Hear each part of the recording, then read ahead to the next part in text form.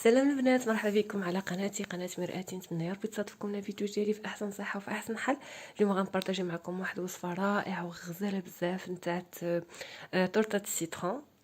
كتجي واعره اولا تورته الليمون، كتجي خطيره فقط بخمسه المكونات، كتجي ناجحه 100% وكتجي لذ منها ما كان. بقاو معايا باش تعرفوا المقادير وطريقه نتاع التحضير. هنا لهاد الوصفه هادي غادي نحتاج الحليب المحلى كما كتشوفوا والمركز. غادي نحتاجو 300 غرام نتاع اي بسكوي عندكم بغيتو تستعملوه. انا غنستعمل هنريس. غنحتاج 2 علب نتاع برلي مسوس اولا 2 العلب نتاع دانون مسوس عادي. وهنا 3 المعالق كبار نتاع الزبده اللي خليتها تطيب حتى تتخلص من الحليب اللي فيها وكتولي كراميليزي. وغادي نحتاج اكيد للحامض. هنا اول حاجه غادي نقوم بها هو غادي نجيب هنريس او البسكوي ديالي وغادي نطحنوه حتى يولي ناعم جدا. يعني غادي تطحن مزيان بالطحان الكهربائي. في حاله ما كانش عندكم طحان كهربائي، ممكن انكم تديروا البسكوي في بلاستيك وتجيبوا الدلاك او شي اداه ثقيله وتبقاو كتهرمشوا به البسكوي ديالكم حتى تدقوه مزيان، يعني يولي على شكل غبره او بودر ناعمه. فهاد الطريقه هي فعاله. غير هو كان ملي كطحن بالطراب الكهربائي كتوفر عليك الجهد وكتوفر عليك حتى الوقت. المهم انا غادي نطحن البسكويت ديالي كامل بنفس الطريقه ونتلاقاو من بعد ما غادي نطحنو جيدا.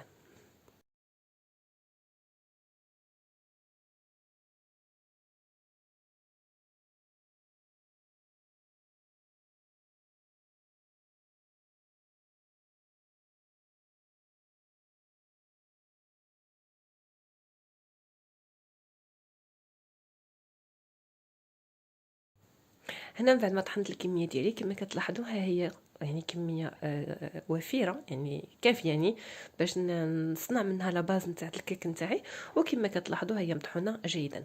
دابا غادي نجيب اناء اللي غادي نخلط فيه البسكوي المطحون نتاعي والزبده.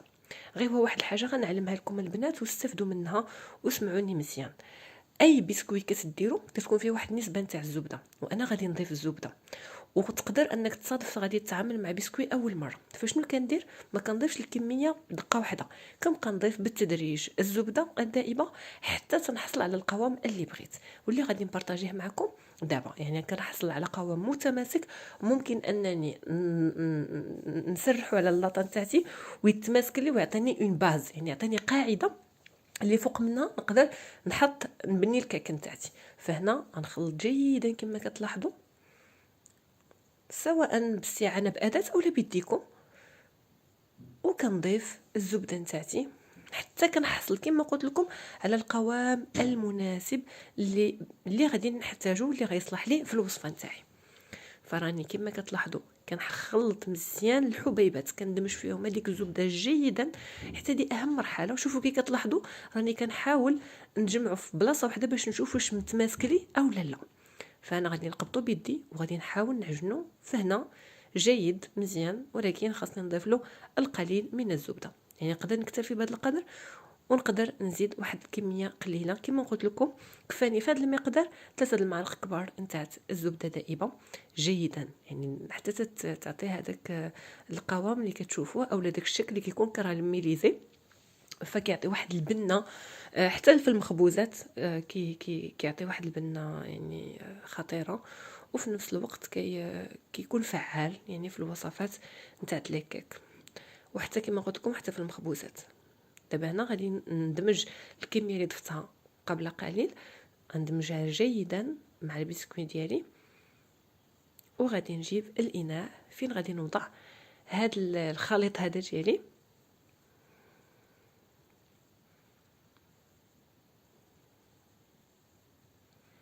هو هذا، يعني غادي نوضع الاناء وغادي نحاول نسرح الطبقه نتاعتي بشكل متساوي. يعني انا غادي نستعين بهذه الاداه بهذا السباتول، ومن بعد ممكن انكم تستعينوا بالكاس او لا بيديكم. المهم انكم تحصلوا على طبقه مسرحه مزيان ومتماسكه ويعني عندها يعني سطح، يعني ما تجيش بلاصه طالعه على بلاصه، يعني تكون متساويه. هذا هو المصطلح اللي كنت باغا نقول.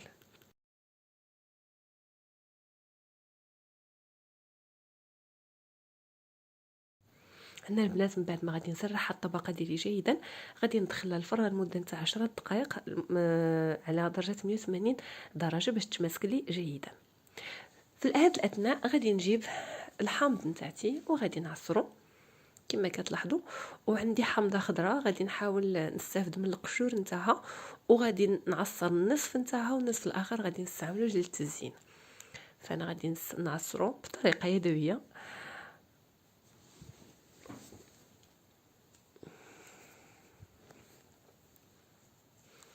وغادي نكتفي غير بهاد 2 حامضات ونصف من ديك الحامضه الكبيره. ممكن انكم تزيدوا الكميه، يعني هذا كيبقى لكم اختياري.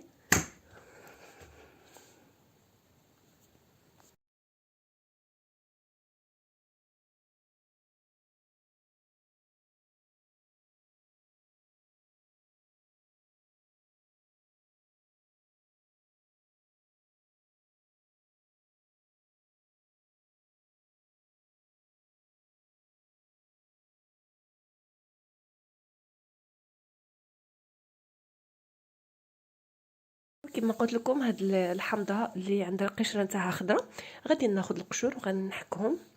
غادي نستعمل جزء منهم في التزيين وجزء الاخر غادي نديرهم في الكريمه ديالي نتاع الحامض. ممكن انكم ما تضيفوهاش، يعني الا بغيت واحد النكهه قويه ممكن انكم تضيفوا الروح نتاع الحامض، مي انا كنفضل كما قلت لكم انني نستعين بالقشور نتاع الحامض. كتكون هكا وصفه طبيعيه وكتجي زعما زوينه، حتى قشور الحامض كيعطيو واحد البنه مميزه.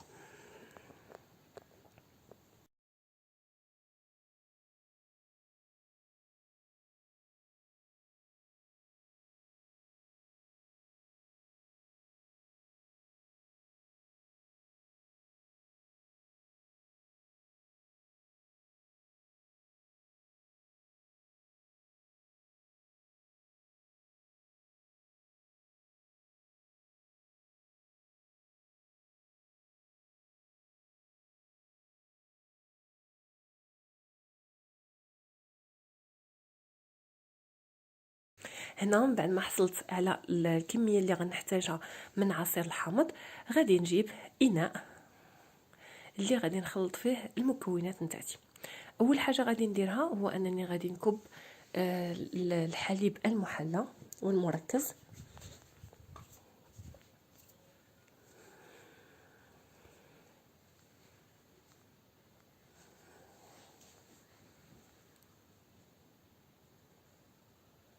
هي باش تصايب هاد لاكريم نتاعت الحامض كاين عده طرق، يعني كاين مجموعه نتاع الوصفات اللي ممكن انكم تصايبوا بها طرطار تاع سيترون. بالحق انك تظل هاد الوصفه هذه ولا كتبقى هاد الوصفه هذه من الوصفات المميزه عندي وكتجي رخيصه وكتجي اقتصاديه وسهله. هنا ضفت 2 كيسان تاع دانون طبيعي. انا درت بيرلي، ممكن انكم ديروا كيسان دانون عادي، المهم يكون مسوس لحقاش الحليب عندنا مركز محلى، فكنكتفيو بديك الحلاوه ديالو باش تجي غالبه النكهه او الغالبه الحموضه نتاع الحامض. فانا من بعد ما كنخلطو جيدا كتلاحظوا باللي الخليط خفيف. منين غادي نزيدوا له الحامض غادي يبدا يتقل. هنا غناخذ كما قلت لكم واحد الكميه من القشور نتاع الحامض محكوكين. وهانتوما كما كتلاحظوا ملي كنضيف العصير نتاع الحامض ها هو بدا المزيج كيتقال معايا وكيولي كريمي.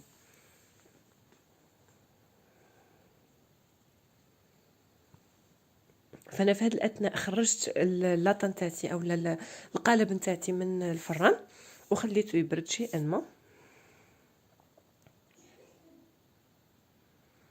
وغادي نضيف عليه الكريمه نتاعتي وغادي نعاود ندخلها للفران لمده نتاع 6 دقائق على درجه 180 درجه.